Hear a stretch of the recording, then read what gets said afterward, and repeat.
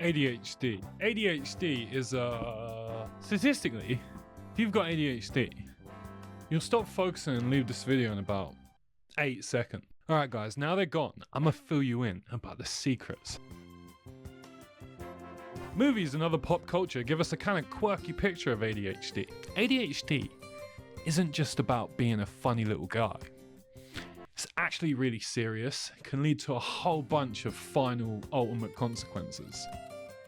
Missed deadlines, chasing dopamine, addicted to relation, blowing fees, not calling your mum for 3 years, lost your keys. Left unchecked, ADHD can bankrupt your career, ruin your love life, and entirely mess up your sleep schedule.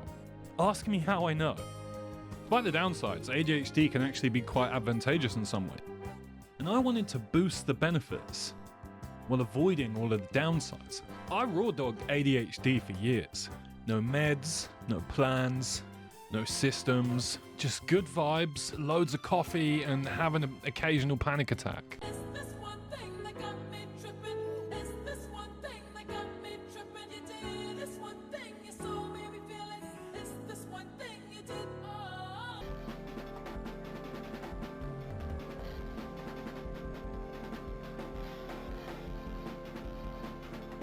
You know, sometimes working on stuff can be hard. Especially when it comes to the important things that I need to do to improve my life. You know, things like working out, growing the channel, making money. You know, the little things that determine the entire course of your life. And I've tried it all, man. I've tried Jocko Willinks, I've tried David Goggins, I've tried getting up early, I've tried getting enough rest. Cold showers, hot saunas, lion's mane, mushroom coffee, mushroom gummies, magic mushrooms, mushroom suppositories. Don't ask. I'm dopamine maxing, I'm sugar stacking, I'm intermittent snacking, I'm focusing on my mantras. I'm even using a Pavlovian conditioning app that shocks me every time I get distracted or make a mistake. Fuck. But you know, I've started to notice the loop. And this time, I really will make it different. You know, it always starts the same. Dopamine surges, there's a new project, a big client. We shake hands, I hyperfixate, I draw flowcharts, I'm telling people, bro, this is the big one. This is the one. And then suddenly, for what feels like no reason at all, I wake up one day and my energy is just flat. My brain's closed off, and to be honest, I don't really care about this anymore. Shortly after, could be weeks, it's often days. The thing that I was so excited about now just makes me feel dead. It's irritating now, benign, beneath me completely. Water moment, take a water moment. And next thing you know, the big project that I signed up for was due in 2 weeks. I got my feet up on a Tuesday, daydreaming about a new reality show. I would be so sick.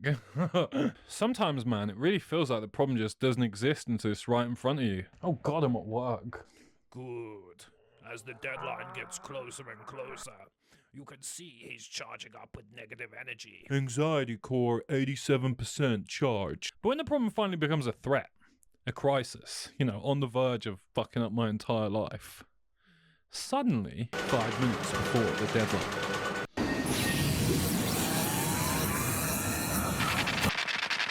Hello, I need a pizza. Give me 15 orders of... this used to work. Until it didn't.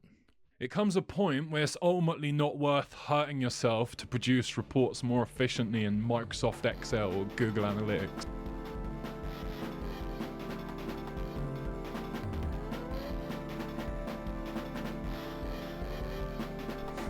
Captain's Log, Chapter 5.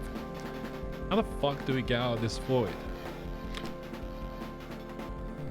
9 days. Gone. Phone. Dead. Laptop. Playing a 9-hour retrospective of Undertale. It's 4 p.m. Impressive. I was definitely gonna finish this one tomorrow. I'm in a hyperactivity hangover. Wasting all of my energy recording a voiceover for a still shot of me on the floor, while papers are scattered around me. Gosh, what does my life come to? Okay, no more of this. I gotta get it together, man. I gotta get it together. It's time to get everything under control. By any means, I've got to reboot. Because right now, man, I've kind of got like perceptile dysfunction. So with no direction left, I went online and logged into the app formerly known as Twitter.com. Strangely enough, ADHD is actually trending at the time. Is this fate? just random chance? Or a direct attack on my mind by Grok AI itself? I clicked through the thread a bit and I found this blog by a writer called Fernando Berretti, a tech writer who had managed to figure out how to stay productive despite having a brain kind of like mine. In the blog, Berretti describes his struggle with bedtime procrastination, because every night he set an alarm for 10 p.m. that said go to bed. And then every night, no matter how hard he tried, he just ignored it. Because whatever he's doing at the moment, scrolling, watching Internet is Cool on YouTube, reading Wikipedia, just felt much more important to him at that moment than going to sleep. So his trick to get over this was a small external tweak. He set a second alarm earlier with a simpler task. 8 p.m, take a sleeping pill. No pressure to log off immediately, just take the supplement. Easy, tiny, doable. We're not logging off, we're not going to bed or doing anything mentally strenuous. But 30 to 40 minutes later, I actually want to sleep. That's the key thing, the sleeping aid actually changed his preferences. Now he wants to go to sleep much more than he wants to sit there watching YouTube. So yeah, that sounded kind of interesting to me. It seemed like the secret was not really about forcing your willpower, but changing your external preferences, which then made external actions effort. After this, he was significantly more able to get to sleep. My whole life I've used a lot of willpower to get stuff done, and that's the type of stuff that burns you out. So I was thinking if we can commit to a more vital routine and use less willpower through a system of alarms and checklists and changing your internal preferences, this sounds great to me. Wacky Scam Warehouse. Chapter 6, the chemical war. The way that ADHD is treated in the UK, it's like putting the physiotherapy clinic up 65 flights of stairs. It's a filter designed to repel the exact type of people who might need the help. So to counter it and take matters into my own hands, I started a regime of supplements. My kitchen counter became the alchemist's lab. Lion's mane, caffeine, omega oils. 100 days later, my brain started to feel clearer. Whether this is placebo or new neuroplasticity, it doesn't really matter, because the ritual created momentum. And for a while, it worked. I felt sharper, calmer, maybe even more human. And then I'd sit down to do some work, and nothing came. Not because I lacked the chemicals, but because of something older, darker, and more primal that was lurking in the corners of my mind. Enter resistance. Internal chemistry won't be enough to slay the beast. Like Geralt in The Witcher, it's important to also have knowledge on our side. We need to study the beast before we go into battle with it, to know its weaknesses, its techniques, its attack patterns, its drop rates and the like.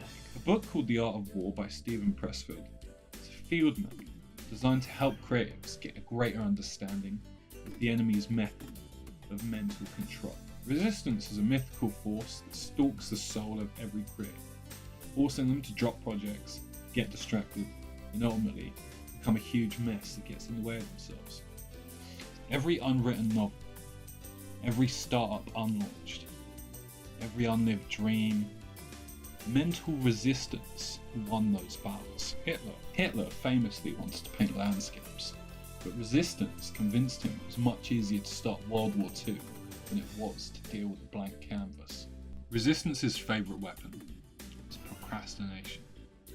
It'll tell you, you're not in the mood for this, do it when you've had more rest. Just wait until it feels right. Do it tomorrow, man. Man, it all sounds kind of reasonable, but that's just resistance in disguise, already infiltrating your mind, sowing the seeds of your future destruction. Understand that ultimately, days slip by, then weeks, then months, years. Stopped asking myself if I was in the mood. Stopped asking if I'm going to succeed at that task, and then just started asking myself, is it possible to write one sentence today? One sentence turned to 5, which turned to 10 pages, which turned into this exact sentence right now. Also this sentence, when we sit down and do our work, the muse takes note of our dedication. Ideas come, insights accrete, and I'm not chasing the muse anymore. I'm just clocking in. She can find me if she's got something to say. Until then, I'm just going to write something anyway, because creativity rewards a consistent warrior. In the 18th century samurai manual, Hagakure, warrior Yamamoto Tsunetomo wrote, "Samurai train themselves to honor the moment, to give their one task their full attention. No multitasking, no later, just trying to show up every day, slightly sharper than me." Hagakure taught me worrying about 10 things at once. It's just a recipe for confusion. It's always easier to say than do. And it also teaches us that waiting for the moment or just trying to strike you when it's hot is never going to work. Because resistance never goes away for good. You've got to battle it anew every day.